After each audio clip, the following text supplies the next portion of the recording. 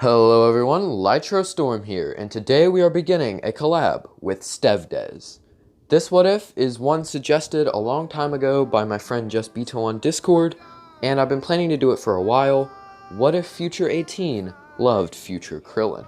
The premise of this is gonna need some work to actually get the story going, so I figured I'd enlist the help of another YouTuber.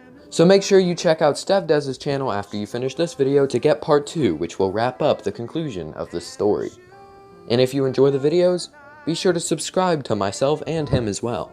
I'm sure you'll like some of his content if you like mine. As always, be sure to join my Discord and follow me on Twitter. Links in the description.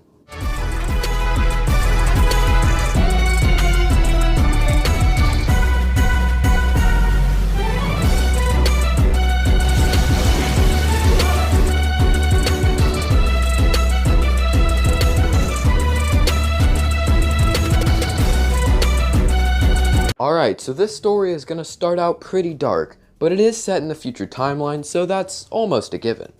After the death of Goku, the Z Fighters now have to defend a city from a new threat, the androids. Piccolo, like in canon, is the first to try and first to die, as the announcer always states. Vegeta then arrives and dies as well. This leaves only the Earthlings to fight the androids, and that's not going to go so well. Krillin tells Tenshinhan they should escape, and so the two use the solar flare before flying off along with Yamcha and Chaozu. They show up at Capsule Corp, where Gohan is awaiting them, as he saw the news and headed there. The four arrive and tell both Bulma and Gohan of what happened to Vegeta and Piccolo. Everyone is deeply saddened, but there is not much they can do. They decide to all stay at Capsule Corp for now to come up with a new plan. A few days later, and another report of a city's destruction is heard by the Z Fighters. They begin to head out, but Gohan says that he wants to go as well to avenge Piccolo. He had been training since his father died, and so he needed to do something. Tenshinhan argues against this, saying that he needs to stay as if they fail, he will be the last hope the world has. He needs to be there to train Trunks, so the two can one day defeat the androids. Gohan continually argues and refuses to comply. Tenshinhan eventually gives in and tells him to stay close. Gohan walks next to him and begins to charge his energy to fly when his neck is hit. He then falls to the ground, unconscious. Krillin asks why Tenshinhan did that, and he responded that they know he's right about Gohan. He needs to survive this. The four then fly off toward the city. Once there, they try to surprise the androids, which doesn't really do anything to them. Tenshinhan and Chaozu take 17, while Krillin and Yamcha fight off 18. They do very poorly, but the androids don't just want to kill them all. Since they escaped, they want to make them wish they died that day. 18 then breaks Yamcha's arm, to which Krillin becomes enraged and starts rushing 18, but to no avail. The female android was actually chuckling whilst blocking all of Krillin's attacks. He was completely confused by this, but attacked nonetheless. On the other side, Chaozu was nearly killed by 17, with Tenshinhan barely saving him in time by getting wounded himself. 17 then aimed to kill with a small blast to kill Tenshinhan, but he was grabbed by Chaozu. He attempted to hold him in place and yelled for his comrade to use his ultimate move. 17 could have easily gotten Chaozu off, but he was curious about the attack. Tenshinhan yelled that it would kill Chaozu too, but he was completely aware and deemed it okay to do so. The three-eyed warrior agreed and began charging up a Neo Tri-Beam. Back to 18, she just batted Krillin aside and blasted multiple holes in Yamcha, killing him. Krillin was filled with rage once again and fired multiple destructive discs at the android. She dodged them all with relative ease, however Krillin then used a scatter blast to try to catch her off guard. It works and she is hit by the attack. The Z Warrior's smile quickly turns into shock once more as 18 re-emerged from the smoke. 17 realized Tenshinhan's power-up was taking a while and thought he might actually be trouble. He threw Chaozu into the dirt as Tenshinhan began to fire. 18 however saw this and fired a blast that pierced through Tenshinhan's back. As he fell, 17 grabbed him by the shirt and tossed him onto Chaozu. He then reduced them both to atoms. He told 18 to hurry up and that he was going to go find some cars to drive. Now, 18 and Krillin were alone. Krillin was running low on energy, and she was aware. She slowly walked toward him, and Krillin began to accept his fate. However, what had happened next was a shock.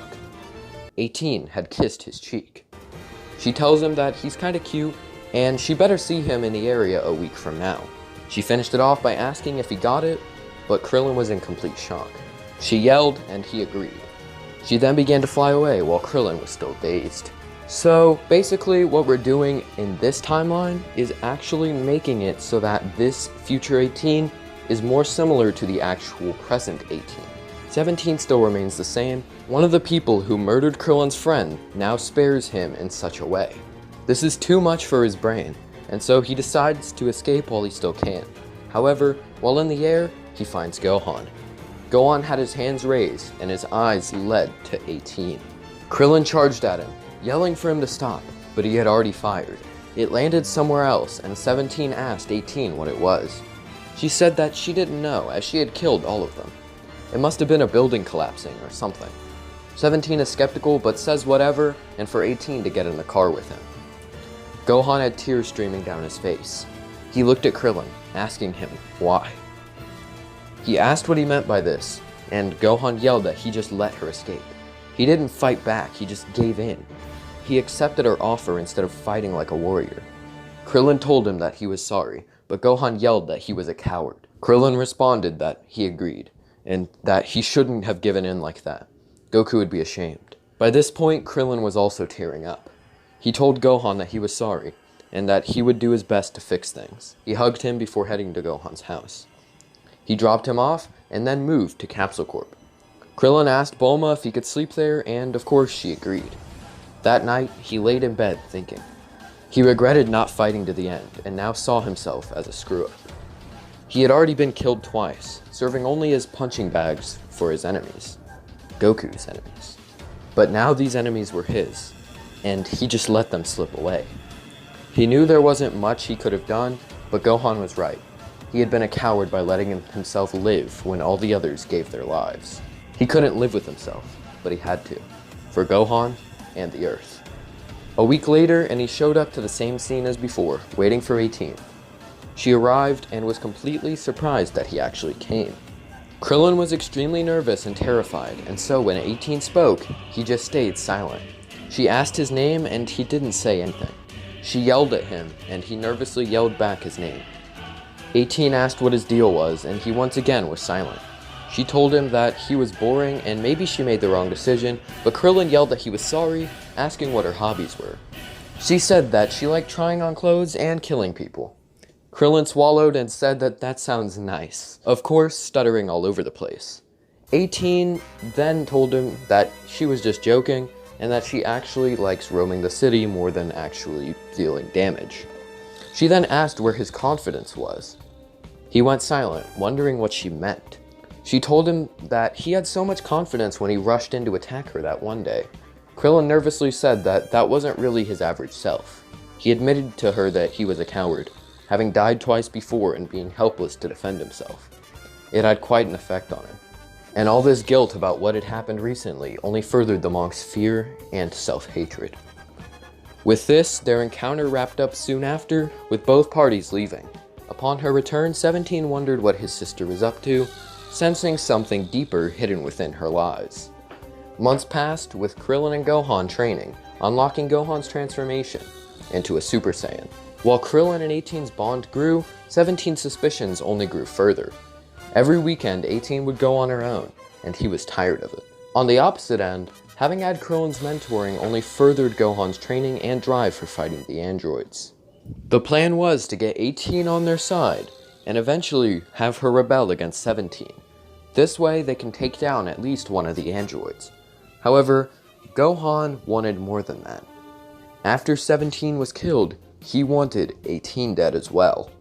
But while he only saw this as an opportunity for an alliance against the other android, Krillin was slowly developing feelings, no matter how much he hated himself for it. One day, 18 went to go meet him once again, but 17 offered to go with. She accepted, not wanting to be caught. Here she would hide Krillin as her and 17 were walking and destroying buildings, each blast getting closer to his hiding spot. But eventually, 18 convinces 17 for them to leave. Gohan's new techniques from Krillin served him well. He was stronger in both base and Super Saiyan form than his mentor, and still hadn't forgiven him yet. Once he was done softening the android up, Krillin would offer an escape from 17, and they would all work together to destroy him. After that, Gohan would keep training and eventually take 18 out too. The same cycle repeated once more, until eventually 17 came to spy on 18. There he found her with Krillin, actually enjoying themselves. He took this and decided to finally strike. Conveniently enough, this was the day Krillin planned to tell 18 about their plan. They wanted her to come back to Capsule Corp with them and reform. She's told Krillin all about how she wants an escape from this boring world of destruction, and so if she joined them, 17 wouldn't be able to stop them. Remember that this is because we're making future 18 into present 18. That's not to say she didn't enjoy the destruction with her brother, but it ultimately wasn't what she wanted. Now the android is hesitant of this, not wanting to fight against her own brother, but it would be the escape she's been looking for, where they don't have to hide. She had felt happy when with Krillin, and wanted this feeling more. She told him that she would think on it, and as Krillin began to leave, a beam fired in front of him. 17 had discovered them. And that's where we'll leave this part off. Make sure to check out StevDeS' channel to see part 2, which will discuss everything that happens following this point. If you enjoyed the video, make sure to like it and subscribe to me, and while you watch part 2, subscribe to StevDeS as well. I'm sure you'll enjoy his content too. But as always, tell me if you liked this part, go find out what happened next, comment your requests for future videos, and subscribe. Thanks for watching, have a great day.